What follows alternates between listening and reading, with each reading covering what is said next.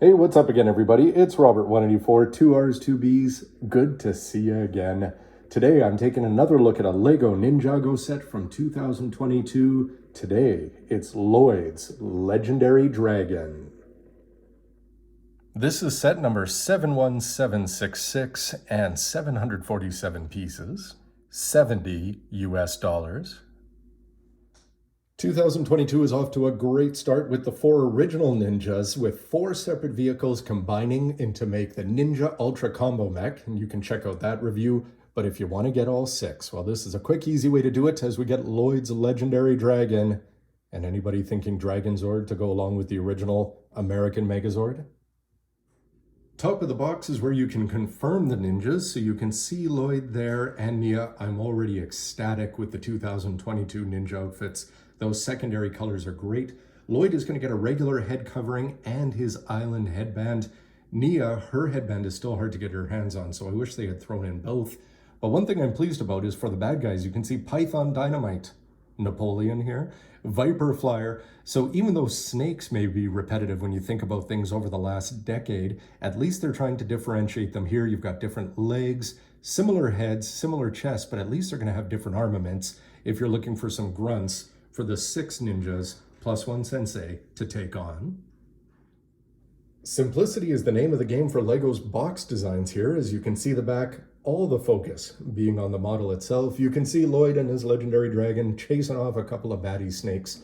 And in terms of play features, what are you going to get? Well, the bad guys are going to have a little weapons platform up there, emphasis on little. You can see a saddle that you can take on and off, I suppose, if you want to free range the dragon. And of course, I'm going to be really interested to see how the wings move here. You can see that there is going to be a button operation there. How does that compare to some of the others? As ninjas and dragons go together like peanut butter and jelly, or 5 colorful Sentai and a big super robot. All the dragons have been so far unique over the last decade, each one with their pros and cons. Can't wait to see how this one stacks up compared to some of Lloyd's and other recent dragons. When you crack it open, that was bagged, but mine was bent over and folded all over the place. Hopefully a magazine bag and board will straighten that out a little bit. 6 plastic bags filled with bricks. The bags are going to get you the chest and torso, throw on the head and tail, start doing the legs, before you may guess that the final bag is going to give you the wings. If you make it out though, something that was interesting is Lloyd gets 1 sword and a hairband here in the first bag. He's going to get his actual weapon backpack attached in another bag, and then he gets his headpiece in the final set. So interesting the way it's spread out. Overall, what do we have here? 124 pages with some great art throughout this line so far this year. Can I get a new type sound effect here? Because something to be very careful of is the stickers, not all that many, 6 there, a couple of them in pairs. But if you take a look here, they're telling you to take a blue sticker and put it on this Nexonite shield here. This is on page 58, but they're telling you to put on sticker 1, but sticker 1 is green. So guess what? Without thinking, I put the wrong color sticker on the wrong piece. A hairdryer got it off without damage, but Lego, let's hope they're going to be a little bit more careful in terms of their labeling as you go through the book. So keep an eye out for that sticker sheet problem. Lloyd and Nia looking spectacular, as I really think the designers hit it out of the park here for 2022. That light lime green, if you want to call it that. For Lloyd, you get it on the headband, you get it in the sword, you get it on the one arm. Asymmetry there for the arm colors for most of the ninja, except for Zane. Whereas Nia, she's going to have even more of her secondary color with the gloves. A little less blue across her outfit, at least on the torso. Something to note is that they are all only printed on the front of the legs there. So if you were looking for full side printing and something the quality of Captain Falcon in the collectible minifigures, you'll be missing out. But overall, they just pop visually. They're also going to come with secondary weapons. You're going to get a standard sword for Lloyd and what is becoming standard for him, that shorter, stubbier sword. And Nia, 3 pieces put together her cool looking weapon. Not quite a golden weapon, but it's got a nice touch with it, the color there. And oh, that feeling when you get all 6 from a season, especially in a year when they're linked so well in terms of their color scheme and overall design. And for the bad guys, Viper Flyer and Python Dynamite. Well, again, they're going to do the jobs. You've got different legs there, give them different heights, swap the colors on the heads.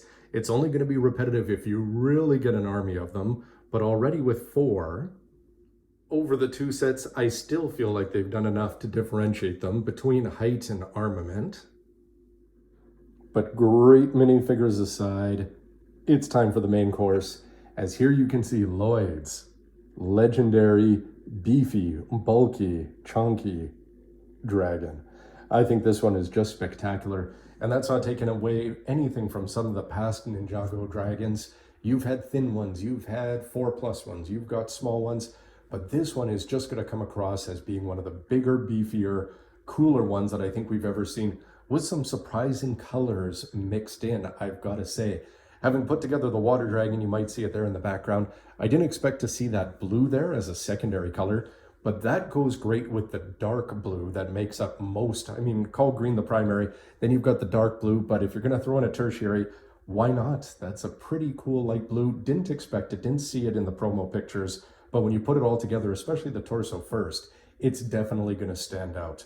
But what is the best part? And you can make this posed to make it even more noticeable. But you know, if you think about a Robin and that noticeable red chest, and this one is just going to have a huge blue chest, which is just going to look very, very different from a lot of the skinny ones that we've seen before. 3 claws on each foot is sort of cool that you're going to have a couple of vertical claws and then 1 sticking horizontal. The tail doesn't have a huge number of segments there. I've still got to put this piece on with the sticker. But the legs, I really do like the way that they've done the 2 tones of green. Not overly reliant on stickers, but there's just enough key places where you're going to get it that it's really going to stand out. You can see a sticker there on the head. The headpiece was printed there in terms of the eyes, and of course you're going to have the white that was plastic injected, so you don't have to worry about that. But I've got to say that head was a massive number of pieces. If you're thinking that Lego's just going to take these big Playmobil type dragon heads and put a top piece and put a bottom piece, slap a tongue in there, this one actually took a ton of time to put together, and every single part of it just bolted out, and you can really see that it's got a lot of depth to it as well as height. So it was a pretty complex build, and I think that between the head, between the torso just being massive, that this is going to stand out amongst all of Lloyd's already pretty cool looking dragons. I've raised them up here a little bit, but that's the fun part about these. Between the legs and the articulation, and depending on what angle you want to view it from, pretty much every angle is going to look great and fully filled out with this one. A couple of ball joints here hold on the neck, just a little bit of droopiness there that you might see, but there's that depth I was talking about with the complexity of the build there for the head. Pretty cool the way they did the tongue there. As you can see, it's not going to be as pronounced as some of the more recent dragons. Not a lot of options in terms of getting the jaws offset, which is something that we've also seen lately. But overall, again, just big, huge, intimidating. Great use of gold up there for the spikes, call them the ears or whatever. The saddle is looking good with some nice details on there. Throw on 2 of the heroes, and they're ready to roll. The secondary build, of course, nothing to write home about, but a tripod stand. You can see that this is going to go up and down, and with the 2 unique bad guys, throw in a couple more. Well, I don't know if they're going to take on Lloyd and Nia here today, that's for sure. Instead of calling this a size comparison, I think it's just going to be a coolness comparison. Lloyd's Movie Dragon, one of my favorite designs. Love that twisting tail feature that it's got for swinging around. But this one is going to be definitely bigger and, again, chunkier. The Jungle Dragon was sure unique when putting it all together, but I've got to say, if you're thinking Lloyd, especially when you want to go color scheme and just pure power, there's no way this one's not getting the edge again.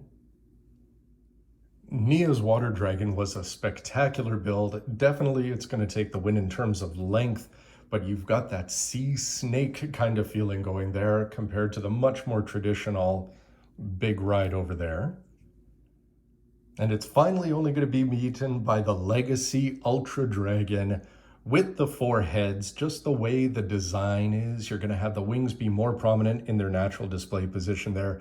A bigger, thicker tail. You're going to have that huge piece sticking up there that you can seat extra ninjas on there. Never mind the 4 heads, but if you're just talking about a standard one, This one is definitely going to stand out on any Ninjago shelf. And you can say what you like about brick-built heads compared to these new huge molded ones, but I think this molded one is selling a ton of personality with this dragon. In terms of mobility, you can see the legs here are going to ratchet around. The two gray pieces hold everything in there together, and you've got that, what's now become quite common there, for the rocker piece to go back and forth. No bends here for the elbows, if you want to call them that. And then you've got a regular ball joint down here. For the hind legs, you can see they're on a ratchet set there, so they can go around.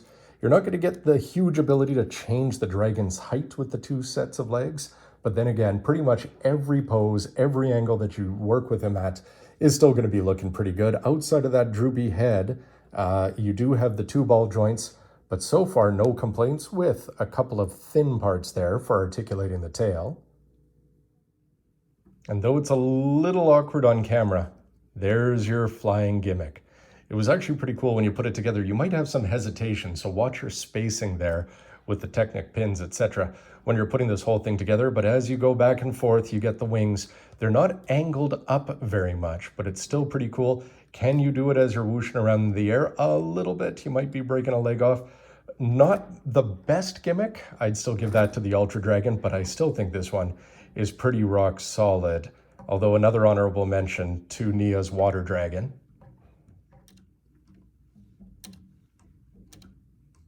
Overall, when you're looking at a dragon like this, it's got fun posability, great colors, huge size, intimidating presence, tons of character built into it, good minifigures. Outside of that little sticker snafu, I was very pleased with the build from start to finish.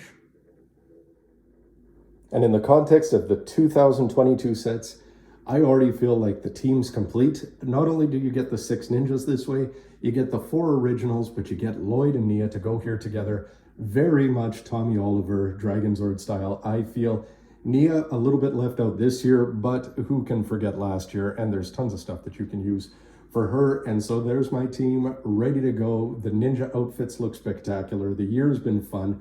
The combining aspect, the commonality between the ninjas, I think that Lego really hit it out of the ballpark this year, and I don't think you would regret. If you're a fan of Ninjago dragons, this one is definitely going to stand out no matter how many you might already have. So a huge thanks for everybody who stuck around and is still watching. We'll see you again.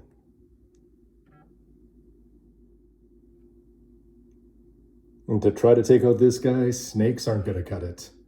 It's going to take some bigger guns.